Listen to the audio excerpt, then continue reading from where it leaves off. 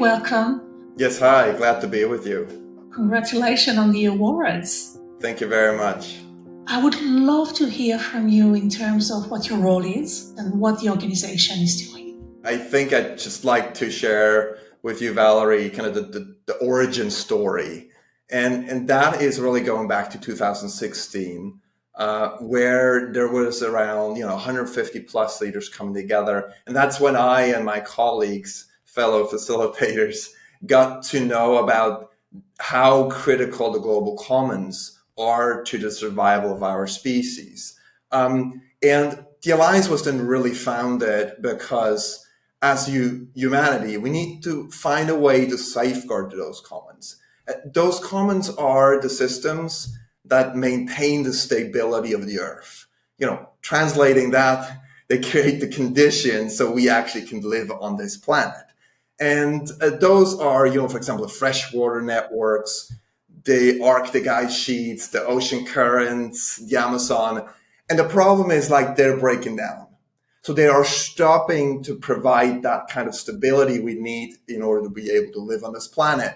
And therefore, we're on this path of creating large parts of the planet uninhabitable for many of us, and actually already in the near time horizon. So we're talking 20 to 30 years. I think what's really special about the Commons, Valerie, is that no one is in charge, right?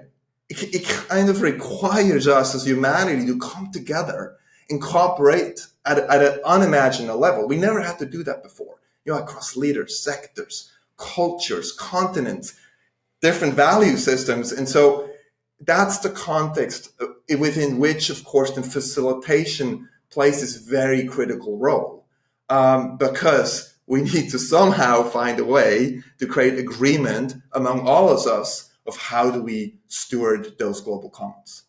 Out of that necessity, we've created a very large collaboration, which over the past 7 years of several hundred organizations have collaborated in delivering very specific innovations that we need for us to become stewards of the global commons. And so I hear from what you're saying that facilitation somehow was always part of it to achieve that challenge of bringing people where nobody is in charge, bringing them together and working together. Looking at this year, you had a pretty milestone event, I believe in May. What was the particular challenge that you were trying to resolve with facilitation then? Well, Valerie, maybe I just go back what facilitation had to solve for the entire journey of 7 years, not just that one event in the past. And I think, if you think about that kind of massive collaboration challenge, as you said, where no one's in charge. And, when we got to learn about the global commons, we felt really compelled to say, well, that's actually the one role facilitation really can do well. We can help here.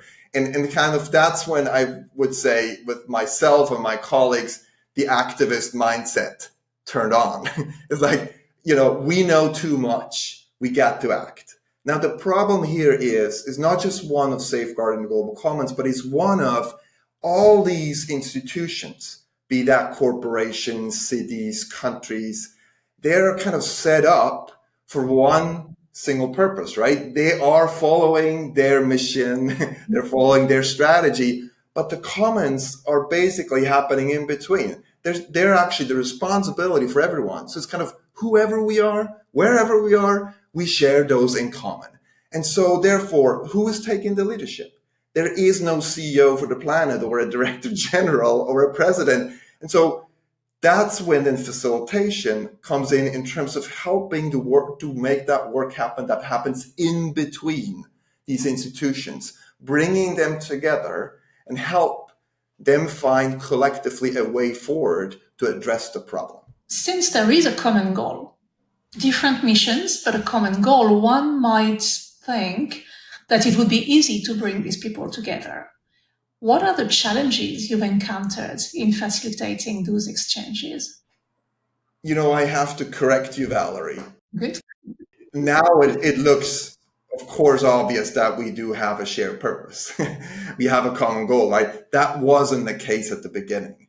And I think that is something facilitation can do really well. And I think there's a few things, but, let me just highlight, maybe three for this occasion. The first one is, it is actually a shared vision of change. Facilitation is really good at enabling collaborators to come together for the first time to kind of co-create a shared vision of change. And if you do that well through a process of co-creation, you get this wonderful result of co-ownership, right? And that is a sine qua non for any alliance. Without a shared purpose, there is no alliance. So that's really one key value facilitation can bring. The second one is really trust. It's interesting, we're holding the ceremony at a time where I think we're really running on a trust deficit across the world. And facilitation is actually good at growing relationships of trust, while avoiding the pitfalls of conflict, because we're kind of setting up the guardrails and in that collaboration, making sure that no one's falling over these guardrails. I think we're good at asking tough questions, but then helping the group to get through it successfully. And when you come out successfully through difficult, challenges, that creates trust. That again allows you to work together, and working together is another trust generator. And Valerie, I think the one thing that's totally overlooked at times is that because facilitators know how to create the co-creation process in public, in the open, and groups of collaborators not only co-create the shared purpose, but also the action agenda, like who is committing to do what. That helps to create a mutual accountability for progress. And accountability is absolutely critical to create trust among independent collaborators. So shared vision, second is trust. The third one is, I think facilitation is really good at empowering action, alliance-wide action and innovation.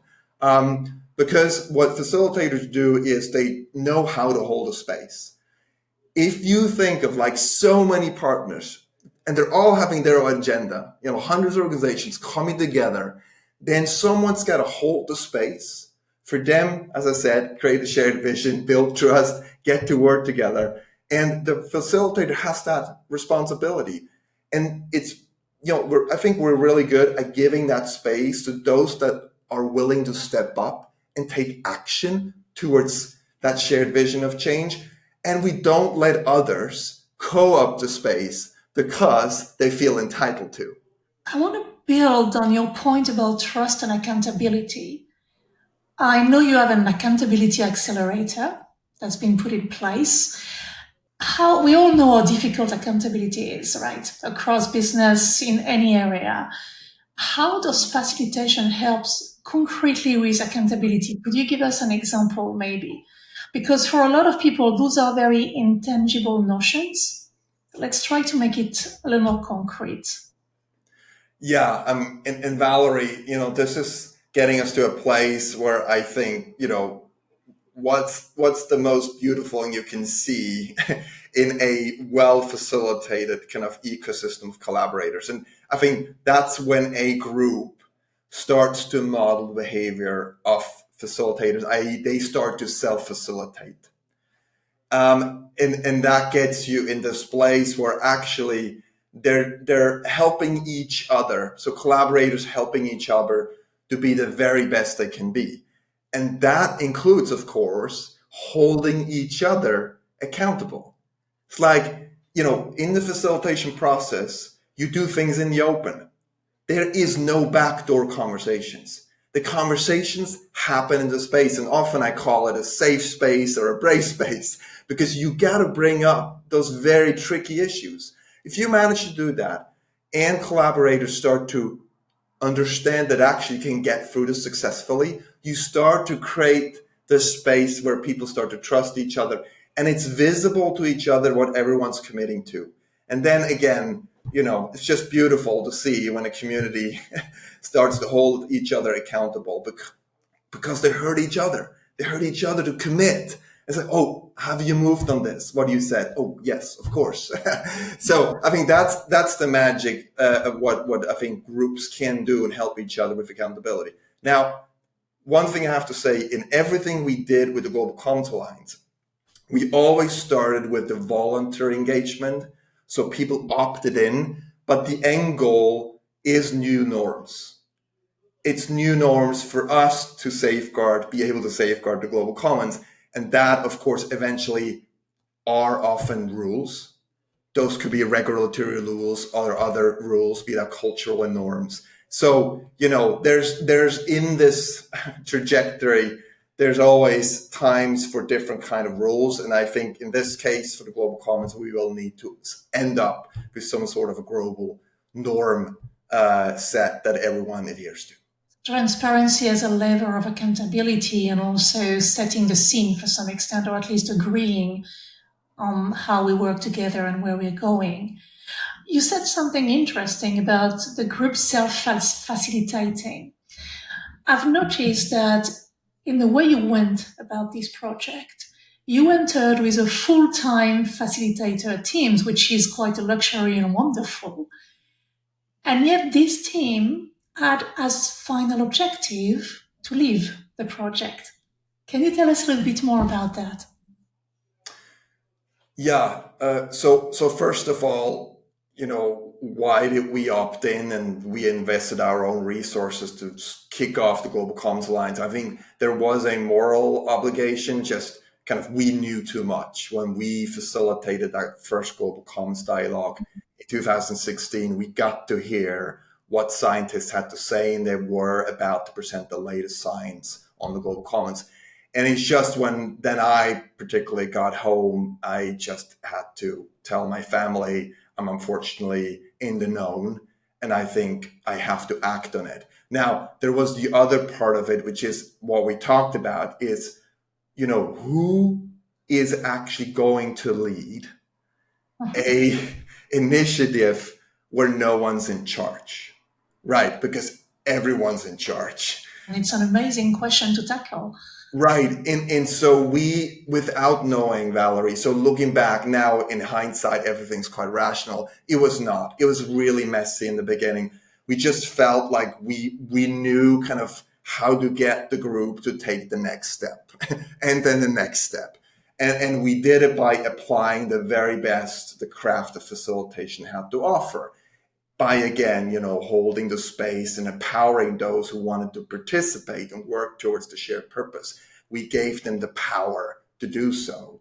So that's really kind of the beginning of it. But early on, we felt if there is always that hand-holding needed, right? If there's always someone that's got to be there to help facilitate any conversation or working session or any conversation at all, I think we would probably fail ourselves, because we wouldn't then, in a way, kind of manage to create a culture that would basically reflect the behavior that we felt so strongly about this ecosystem should portray. So we wanted to see behavioral change, and that kind of behavioral change would be exactly that.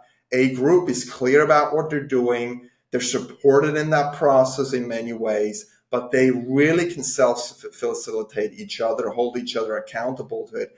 And there you go. So I think that's just the aspiration that we have from the get-go. And it's interesting that really we're 1 year off. We said we need to get out of it at 23.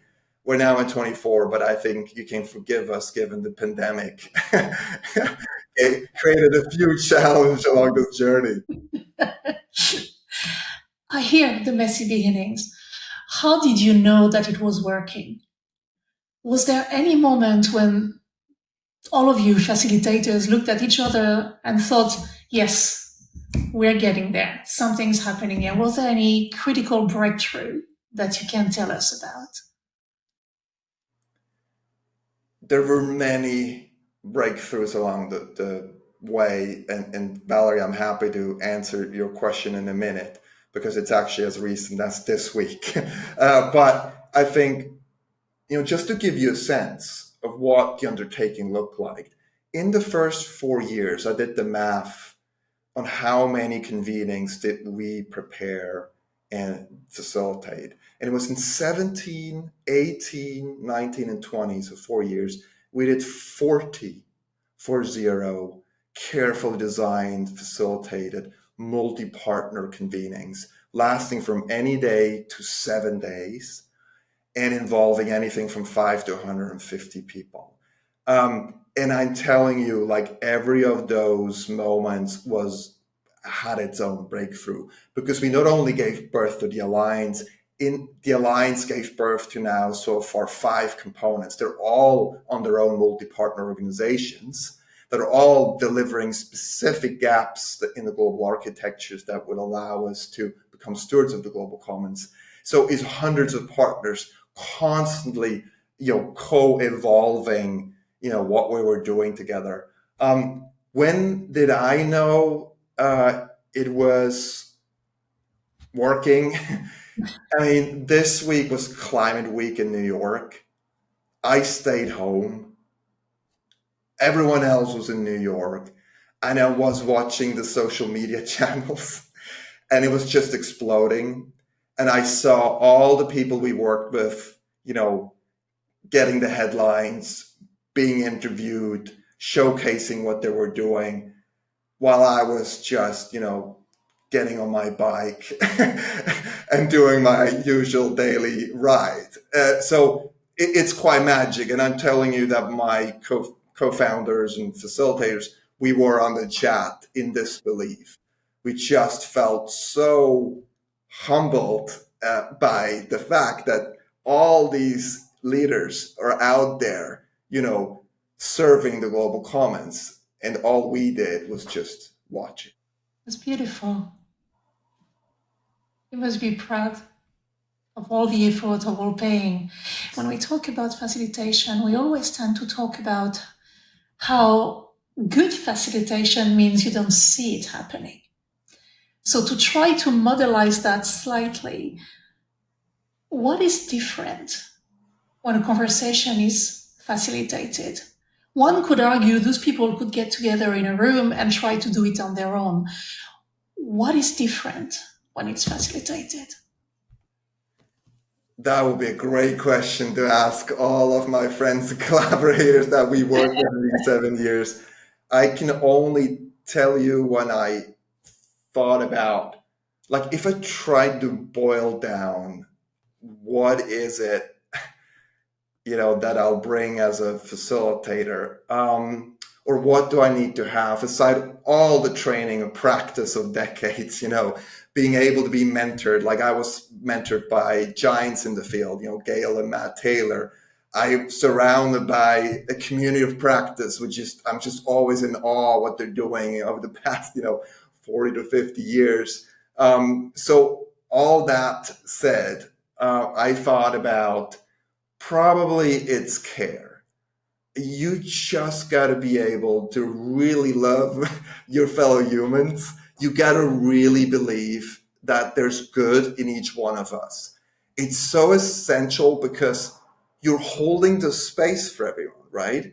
And if you, for the journey, and the journey might, take whatever it takes, but if you doubt the group, if you doubt individuals in that group, you doubt that they actually can deliver, then you start doubting the process.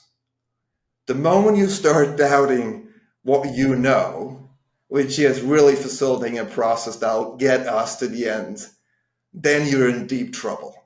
Then it's not like, you lose the ground under your feet. And so just having that kind of love for everyone that's coming in and treating them the same, no matter who they are, where they come from, what title they have, what accomplishments they made, just give them the power to do what needs to get done and hold the space for them to do the brave thing. I think that requires a deep belief that we as humanity, we can get this. We can deal with the kind of challenges that we're facing at an unprecedented time. That's Really inspirational. What I was wondering, you mentioned your mentors. What got you into facilitation initially? I mean, you've been in the field for some time now. I see what keeps you there, and it comes through your passion. What got you initially in the field? By accident. There's so many things in life. I was coming out of my master's in business, and the only job I ever had was with the World Economic Forum. And I got a gift. I was just 26-year-old, and the founder of the World Economic Forum, Klaus Schwab, told me, please travel the world and find the people that are experimenting of leaders coming together and working together, because Klaus Schwab realized that the issues on the global agenda got more and more complex. And the format we had at these meetings was basically speech after speech. So he's going like, that's not going to work. I mean, we're never going to solve these issues like climate change, by just holding speeches. And so I was just this young, totally naive person, just traveling the world. And I was running in these most amazing people that were just tinkering with this. And two of them were Gail and Matt Taylor. And they started in the 70s. I wasn't even born when they started. And they started really kind of experimenting of better ways of getting people together. And the whole thing was already in the 70s, they saw that the rate of change was exponential. The rate of complexity in their dependence is exponential. But the capacity of us humans to deal with it was because most kind of incremental. And they just believed that if we could just be better at working together, that would allow us to deal with the rate of change and the kind of complexity that's going to be thrown at us. And I had the privilege then to bring them in, the annual meeting in Davos. I was able to prototype and test with leaders from around the world. Most of them survived it, but we learned an awful lot. And I started to fall in love with it. I fell in love with it because it was so beautiful to see in people's faces that they actually started to realize they could do so much more if they worked with others than they ever could imagine they would have done alone. And so that was the magic of collaboration. And once I discovered that, I was hooked. As I'm listening to you, I'm realizing that leadership is collective, and especially in these type of adaptive, complex challenges. And as we are prepping today, you said something that really struck me. You said facilitation is leadership. How do you mean? Facilitation becomes leadership when you start to act on it with an activist mindset. Like you are serving a higher good. And I think with the Global Commons Alliance, what was so different was like in our lives before the Global Commons Alliance, my community of practice, we would serve a specific client, normally an institution that said, we need your help with this. And we delivered to that client and we knew who was in charge. With the Global Commons Alliance, we ended up like, okay, who's the client? Well, I guess it's the planet or all of humanity. Now, how do you deal with that?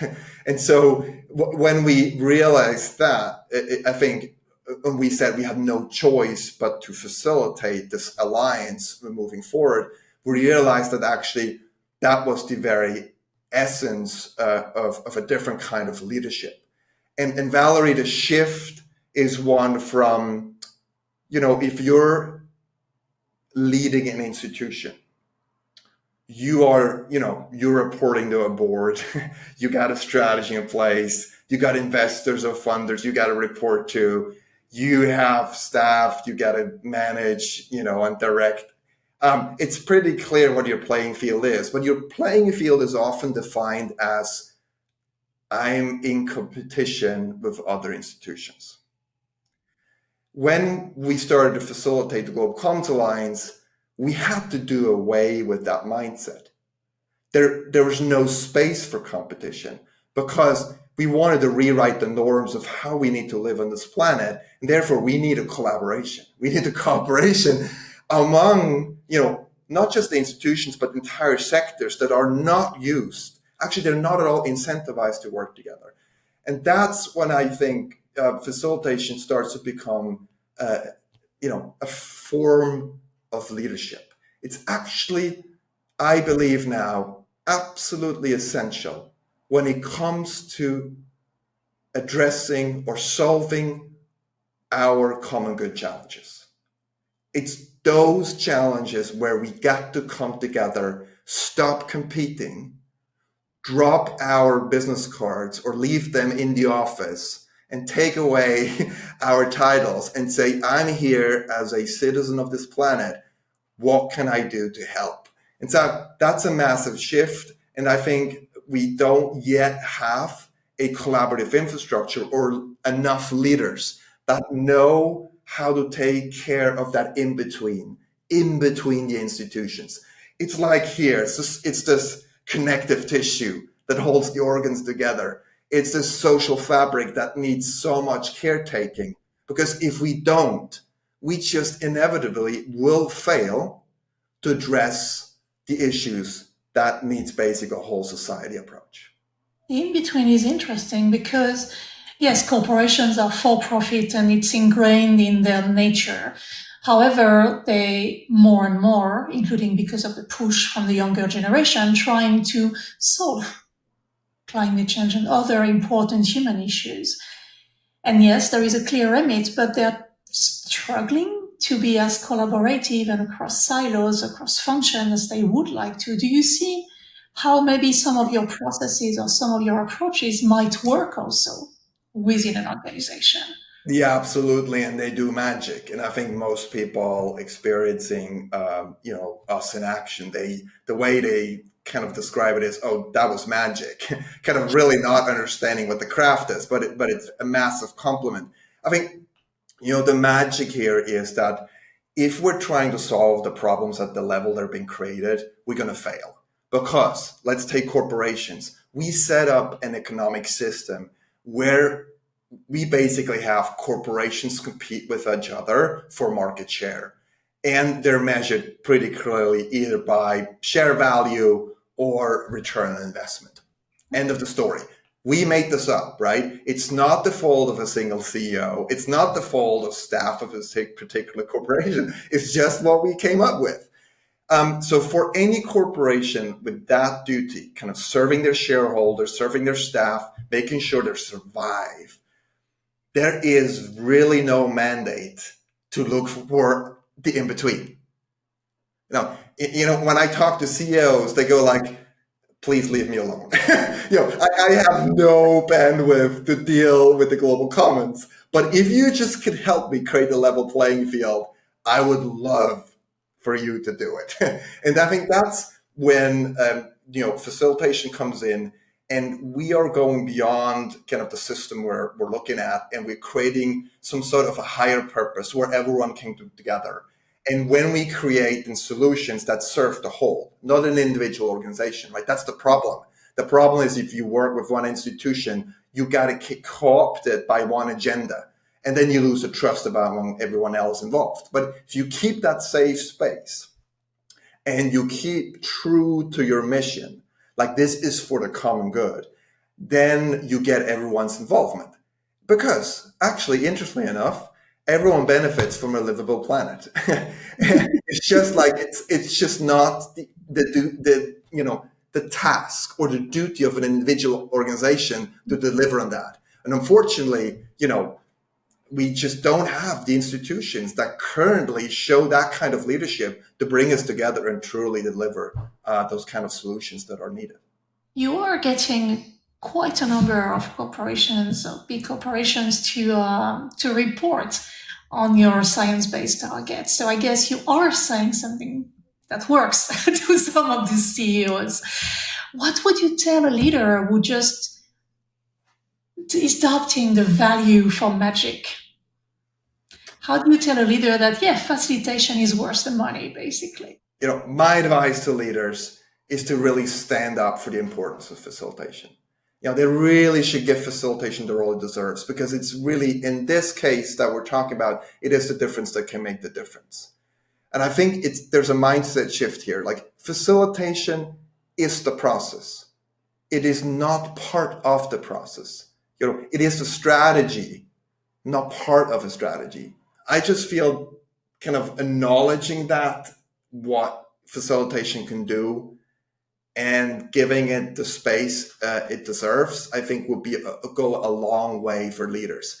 I think often what happens or gets leaders that are very good at leading institutions is it gets them into trouble when they feel like, I do content and process, and I got process. Versus, there's folks in my community that do this for 30 years. They do it every day, right? It's their profession. And there's something about facilitation that you have to know, you have to learn. And I would just say to leaders, trust them, bring them on your team, because you'll benefit tremendously. What is a facilitative leadership style? How would you describe your own style, just to better understand how it applies to maybe your decision making, for instance? The answer to that question, I think, requires a bit of context. And the context is that the Global Commons Alliance is actually an experiment. Because there's no one in charge. Like, the core team of the Global Commons Alliance actually has no say over the incubated multi-partner collaborations that we brought to life. We just keep supporting them. And that is, for me, kind of, it encapsulates this form of leadership. It is leadership where you empower those that want to act for a shared purpose, irrespective of where they come from, irrespective of their titles, irrespective of what they achieved so far. And when you do that, when you give the space and you provide, I often call this the collaborative infrastructure. You give them this safe space and the infrastructure by which they can do that. They can stand up. They can be bold. They can be brave. They can take the action. Then you empower people. When you empower people, there's no way of holding them back. And I think just the Global Commons Alliance has just been an experiment of saying, if we just empower just a large enough community of change makers, then what will happen? And I just been watching it last week. It's just pure magic. It's basically like a jazz band. Like, they're all making music together. And you know what? It sounds just fantastic. But it's not because I am there and directing every single move. No, not at all. I'm actually not even there. So I would say that is probably the essence, what I would kind of describe facilitation with an activist mindset. And I think you've just illustrated the need for that shift in mindset, because this is next level empowerment. Before we conclude, is there anything that you would like to still share with us in terms of the project, the facilitation, anything that you think should still be shared to the people watching us today? I think facilitation with an activist mindset does require an incredible restraint of your own ego. and you're just completely honest. We were, at least I was, born into a society where it was pretty clear what a good leader looks like. It is someone that knows where to go, clearly directs and articulates where the journey leads, and is not shy of showing that. It's a strong leader that often uses, central command. I think facilitation as leadership is a role where you're just mostly quiet. You just make sure the group doesn't fall off the guardrail, over the guardrails, but just being quiet, listening, asking the tough questions, and looking out for the good for the group. It just does require restraining your own personal ego. Yeah. Patrick, thank you so much. Congratulations again on the award, to be shared with the whole team. Thanks a lot for being with us today. Thank you very much, Valerie.